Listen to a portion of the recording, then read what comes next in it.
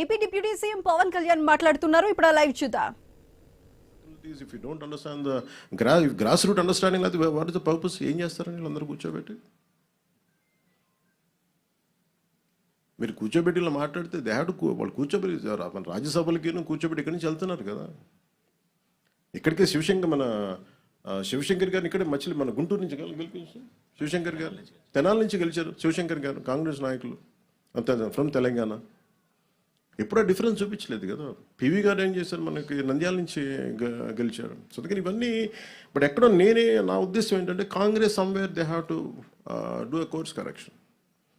ఎందుకంటే ఇంకా నెక్స్ట్ జెన్జీకి కొత్త తరానికి మీరు ఏమి ఇస్తారు, మీరు ఏం సందేశాలు పంపుతున్నారు, ఏం సందేశం పంపుతున్నారు. I think these kind of any act which hits the integrity of the nation, the harmony between societies and states. If anything happens, I think we will be very firm in our voicing out our opinions. Thank you, sir. Jai Hind. Sir.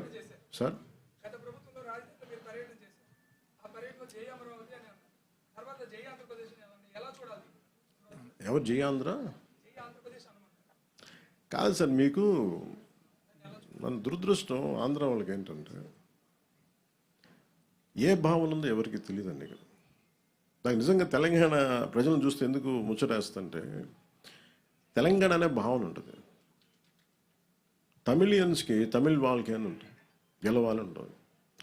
ఆంధ్రాకి sub regionalism ఎక్కువ, laced with cost. అందుకు ఇక్కడికి వచ్చి పెట్టాం. మీరు అడిగిన ప్రశ్నకి ఎందుకు పెట్టాం ఇక్కడ అంటే అట్లీస్ట్ మీకు ఏదో ఒక భావన ఆంధ్ర అన్న భావన ఉంటే మంచిదని. ఇప్పుడు జై అమరావతి అంటే ఏమవుతుందో చెప్తాను. ఎందుకు చెప్పానంటే ఆ మాట మీరు కనెక్ట్ అవ్వరు. Suppose if you're part of Amaravati I don't know, ఒకవేళ you're not a part of Amaravati suddenly ఇదేదో అమరావతి వాళ్ళు గొడవ అంటే మాకు సంబంధం. బట్ వాళ్ళు ఇచ్చింది 33,000 ఎకరాలు, 30,000 మంది పైకి రైతులు ఇచ్చి small slogan can make a difference. Small slogan. Karl Marx ఎక్కడో జర్మనీలో కూర్చొని మొత్తం ప్రపంచ కార్మికులారా ఏకం కండి అని కూర్చుంటే ప్రపంచం ఏకమైపోయింది. It all depends on what kind of slogan. అందుకే నేను ఆ ఉద్దేశంతో చెప్పాను తప్ప మీరు కూర్చోబెట్టి జై ఆంధ్ర అని కూర్చోబెట్టి నన్ను ఉన్నత స్థాయికి వెళ్ళమని చెప్పలేదు. At least have an identity, some kind of identity which is good for the state. అందుకని భారతీయత ఎక్కడ కోల్పోమని చెప్పలా. కానీ దీన్ని సబ్ రీజనలిజంకి తీసుకెళ్తే ఇంకా విడిపోవడానికి ఏమి లేవు.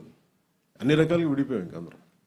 ఇంకెక్కడ కలపడానికి ఉన్నాయి తప్ప ఇంక విడిపోవడానికి ఏం లేవు. అన్ని రకాలు. ఇప్పుడు ఈ కమిటీ తాలూకు ముఖ్య ఉద్దేశం ఏంటంటే మేము కలపడానికి ఉన్నాం, విడగొట్టడానికి లేవని చెప్పడానికి. Thank you sir. జై హింద్. అమర్జీ పొట్టి శ్రీరాములకి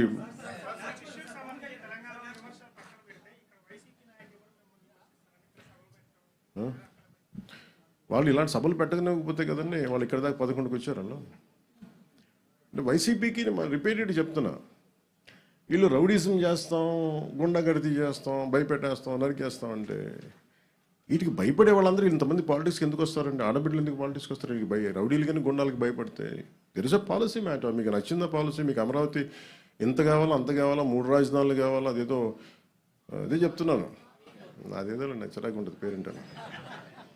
అందుకే అంటే నేను ఎంత ల్యాండ్ కావాలి అనేది అదొక ఇట్స్ ఆల్ డిపెండ్స్ ఒక్కొక్క విషయం. సో ఫైనల్లీ 2014లో ఒక డెసిషన్ తీసుకున్నారు. 30,000 ఎకరాలు 33,000 ఎకరాలతో క్యాపిటల్ చేద్దామని చేశారు. అది కనీసం అమరావతికి పరిమితమైంది. కానీ నాకు తెలిసి ఎన్ని కిలోమీటర్లు సార్? ఒక హౌ మెనీ కిలోమీటర్లు? ఓకే, ఒక అమరావతి వరకు తీసుకుని ఒక 33,000 ఎకరాలు అనుకుంది. ఇప్పుడు ఆయన గత ముఖ్యమంత్రి వాళ్ళనే మాట్లాడి కూర్చోబెట్టి మచిలీపట్నం అంట, విజయవాడ అంట, గుంటూరు అంట, వాళ్ళు ఇంకా పెంచేశారు.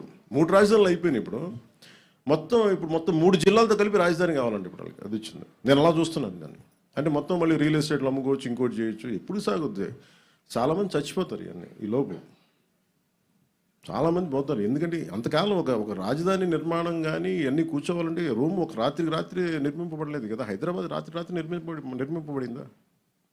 ఈ రోజుకి మీకు సైబరాబాద్కి వెళ్తే 30-40 సంవత్సరాల క్రితం 30 years బ్యాక్ స్టార్ట్ అయిన సైబర్ ఇంకా కన్స్ట్రక్షన్ జరుగుతూనే ఉంటుంది. ఇంకా అవ్వలేదు. అది ఎప్పటికీ అవ్వదు కూడా. అది కాన్స్టెంట్ కరెక్షన్ నిర్మాణం జరుగుతూనే ఉంటుంది. అలాంటిది ఒక కొత్త రాజధానికి అదే కదా మన దేశం నేను కోరుకుంది, మన రాష్ట్రంలో అదే కోరుకుందా. ఐక్యత లేదు, ఒక ఏకాభిప్రాయం లేదు. ఇది నాకు ఒక అభిప్రాయం ఉంటుంది, ఇంత రాజధాని ఏ సైజులో ఉండాలి నాకు ఒక అభిప్రాయం. కాబట్టి ఇంక అందరూ కలిసి ఒక నిర్ణయం తీసుకున్నారు కదా, తీసుకున్నప్పుడు ఇంక దాన్ని ముందుకు తీసుకెళ్ళాలి, దానికి ఒక ఆచరణలో పెట్టాలనుకుంటాం తప్ప ఇంక దాన్ని ఇంకా కన్ఫ్యూజన్ తీసుకొచ్చి ఇంకా దాన్ని చండాలం చేసి ఇది కొంచెం రైట్ ప్రాసెస్ కాదు సార్. మీది last question sir. Thank you sir.